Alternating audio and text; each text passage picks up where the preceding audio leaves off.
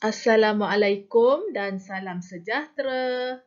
Saya Cikgu Anizan daripada SMK Bukit Rambai, Melaka. Saya akan menerangkan tentang teknik menjawab Sains SPM Kertas 2 bahagian A. Okey, sekarang mari kita lihat dulu apakah bahagian-bahagian yang terdapat dalam kertas Sains SPM. Kertas 1 terdiri daripada 50 soalan objektif. Kertas 2 terbahagi kepada 3 bahagian iaitu bahagian A terdiri dari 4 soalan struktur tentang kemahiran proses sains. Bahagian B terdiri daripada 5 soalan struktur berbentuk pengetahuan dan kefahaman. Bahagian C adalah soalan esei di mana soalan 10 adalah soalan mengeksperimen. Soalan 10 ini adalah soalan wajib. Manakala soalan 11 atau 12 pilih salah satu. Soalan adalah tentang penyelesaian masalah, mengkonsepsi dan membuat keputusan atau pilihan.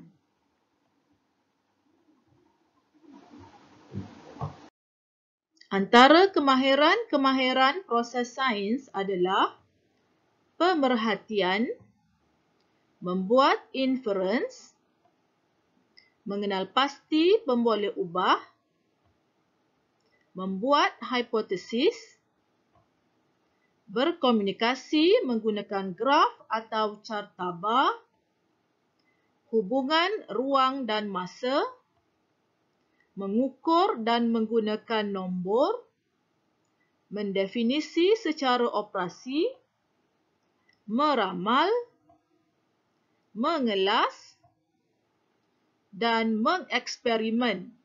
Mengeksperimen ini adalah bahagian C, soalan 10.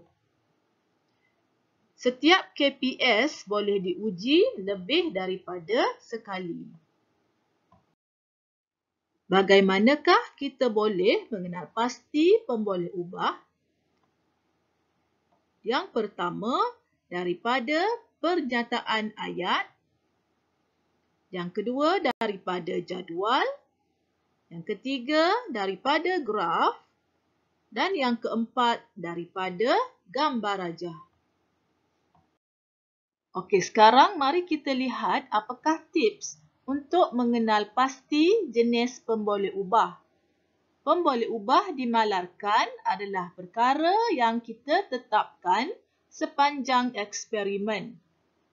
Pemboleh ubah dimanipulasi pula adalah perkara yang berbeza di sepanjang eksperimen. Manakala pemboleh ubah bergerak balas adalah hasil eksperimen. Ingat ya, radas tidak dipertimbangkan sebagai pemboleh ubah dimalarkan. Cara menulis pemboleh ubah adalah kita mesti menulis parameter untuk setiap pemboleh ubah. Contoh parameter bagi pepejal adalah jisim, berat, kuantiti, saiz, jenis, kehadiran, diameter, ketebalan dan isi padu. Manakala parameter untuk cecair adalah isi padu dan kepekatan. Parameter untuk gas pula adalah isi padu dan bilangan. Okey, daripada jadual ini, bolehkah kamu menentukan yang manakah pemboleh ubah dimanipulasi dan yang manakah pula pemboleh ubah bergerak balas? Kolom yang pertama adalah pemboleh ubah dimanipulasi dan kolom yang kedua adalah pemboleh ubah bergerak balas. Jadi, jenis bahan adalah pemboleh ubah dimanipulasi. manakala keadaan mentol adalah pemboleh ubah bergerak balas. Kita mesti menambahkan parameter kepada bahan, iaitu jenis bahan. Ini adalah contoh lain bagi jadual. Baris yang atas adalah pemboleh ubah dimanipulasi, manakala baris di bawah menunjukkan pemboleh ubah bergerak balas.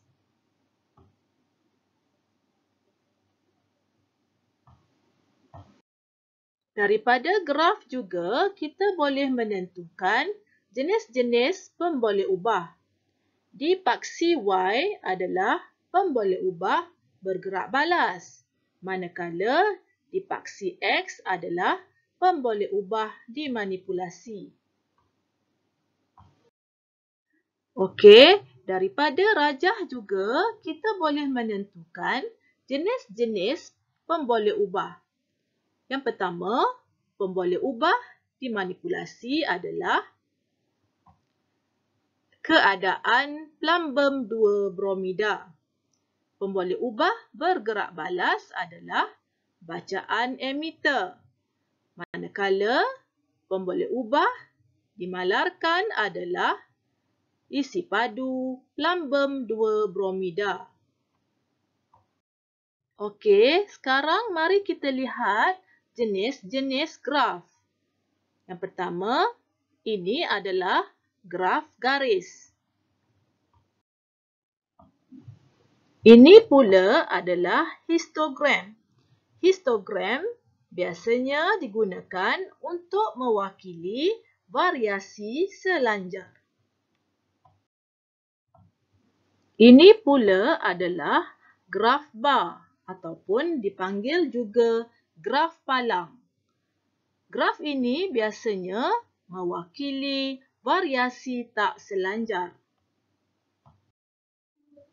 Berikut adalah tips-tips untuk membuat pemerhatian dan inference. Yang pertama, perhatikan rajah yang diberi. Yang kedua, cari keputusan atau hasil daripada rajah. Yang ketiga, buat perbandingan jika ada dua rajah. Yang keempat, catat apa yang dilihat sahaja. Rajah 1.1 dan rajah 1.2 menunjukkan satu eksperimen untuk mengkaji kekonduksian elektrik bagi plumbum 2 bromida. Jadi, soalannya, berdasarkan rajah 1.2, apakah pemerhatian yang boleh dibuat? Jawapannya, jarum emitter terpesong. Berikut adalah tips untuk membina ayat hipotesis.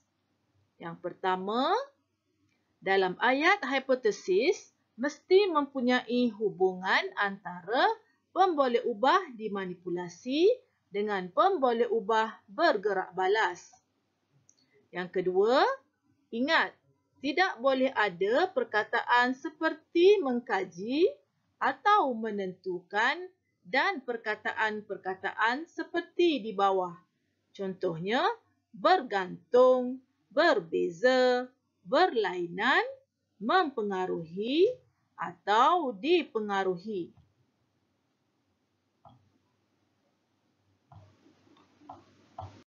Berikut adalah cara penulisan hipotesis. Yang pertama, jika pemboleh ubah manipulasi bertambah, maka pemboleh ubah bergerak balas bertambah. Contoh, jika masa bertambah, maka suhu bertambah. Yang kedua, semakin bertambah pemboleh ubah manipulasi, semakin bertambah pemboleh ubah bergerak balas. Contoh, semakin bertambah masa, semakin bertambah suhu. Yang ketiga, bandingkan. Contoh, paku besi lebih mudah berkarat berbanding paku keluli. Satu contoh lagi adalah ayat pernyataan. Contoh, bakteria tumbuh dengan baik pada suhu yang optimum iaitu 37 darjah Celsius. Cara penulisan hubungan juga adalah lebih kurang sama dengan penulisan hipotesis. Contohnya, jika masa bertambah, maka suhu pun bertambah. Yang kedua, semakin bertambah masa, semakin bertambah suhu. Okey, sekarang mari kita lihat cara-cara untuk menjawab soalan definisi secara operasi. Yang pertama, kita mesti menjawab berdasarkan pemerhatian dalam eksperimen.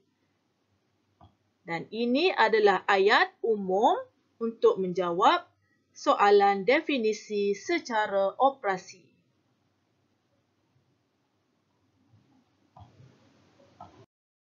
Ini adalah contoh soalan definisi secara operasi. Soalan 1.